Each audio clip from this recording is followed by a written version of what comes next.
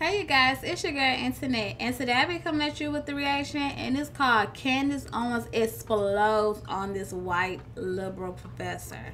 Now we all know Candace Owens, she'll go in on your baby, and she don't go in soft, especially when she didn't had enough. She gonna go in on you. She don't care who you are. She gonna go in. I wonder what did this woman do to her to piss her off so bad. Oh my God, whatever she did, she ain't gonna do it no more. I bet you that. Cause Candace gonna get you in order, honey. Yes, she will. But don't forget to like, comment, and subscribe. Turn your notifications on so you can see me. And let's get into this video. Big hair, don't care. That I object strenuously to your use of the word hilarious. To me, this feels a lot like your reaction to being named in one of these manifestos. Now, you're of course not responsible for the words of somebody writing that document, but I do think that laughing at it is a real problem because these are real families that are impacted by this violence. And I think our efforts towards talking about this have to start from a place of mutual respect, which is what I've heard from this side of the table. Now, the reason we don't have those numbers, I want those numbers as much as you do, but to say the numbers don't show something is simply not supported by the data.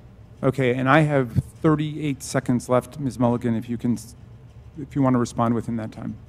The only thing I would add is that it's look how she over there looking. Terrorism, domestic terrorism, it terrorizes. Oh, I think I did see part of this. She finna go in. She is finna tear these folks up. Us. It terrorizes us in our homes. It terrorizes us in our schools. And to the points made by the other panelists, it is disproportionate to its impact on any individual life, and it's not.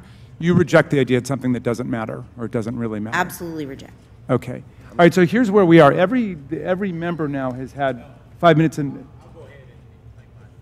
Okay, and Mr. Clay, so we have two members who have not. So I'm going to go to the two members who have not yet, and we'll give an opportunity for a closing thought to any member who wants before we go. Am I next to respond, or is Mr. Meadows? I thought Mr. Meadows was next. Mr. Meadows, okay. Mr. Meadows is next, then Mr. Clay, then to you, Mr. Jordan. Ms. Owens, obviously this is a gang up on you. You know, we're giving these witnesses the ability to do a rebuttal on you, and so you know, I find it unfair, Ms. Ballou.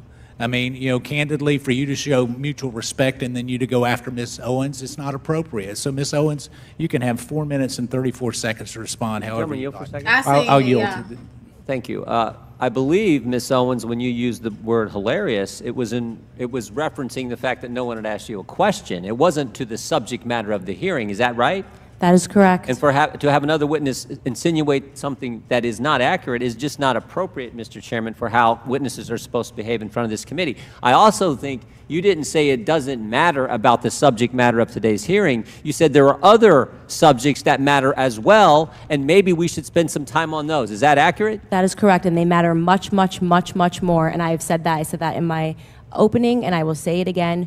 You know that white supremacy and white nationalism is ranks nowhere near the top of the issues that are facing Black America. And the reason that you are bringing them up in this room is because it is attempt to make the election all about race, as the Democrats Not in my case, Ms. Owens. I'm sorry. Please do not characterize my motive. Mr. Chairman, it's my time. Yeah, it's my time. You've got your time, Mr. Meadows. You have 3 more seconds. Let her have it.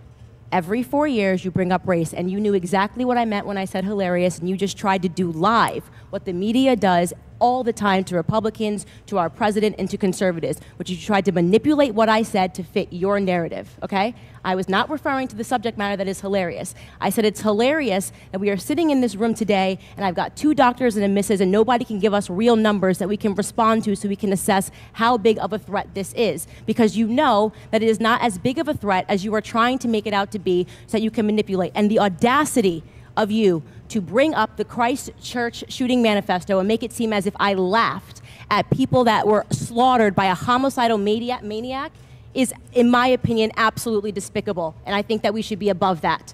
to try to assign reality or any meaning to a homicidal maniac writing a manifesto, which, by the way, let the record show, also stated Spyro the Dragon, the child's cartoon, as a source of inspiration. He also cited Nelson Mandela as a source of information. I don't think that Nelson Mandela has inspired mosque shootings. You can correct me if you think I'm wrong.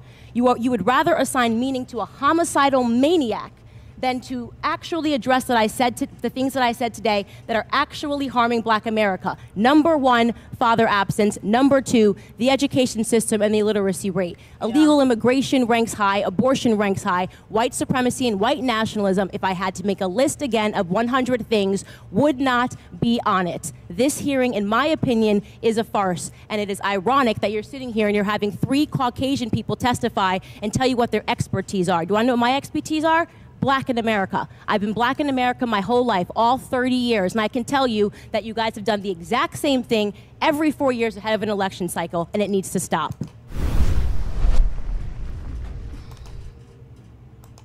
That had kind of scared me. I jumped on that part right there. She wasn't wrong, though. She really wasn't wrong. What she said was so true. It was very true. Like, I feel like they do need to try to do more for like education. Let's start off with education.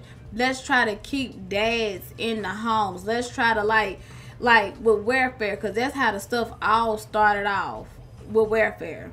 Like, if you ain't got a man in the home, you can come on and get this welfare, easy money.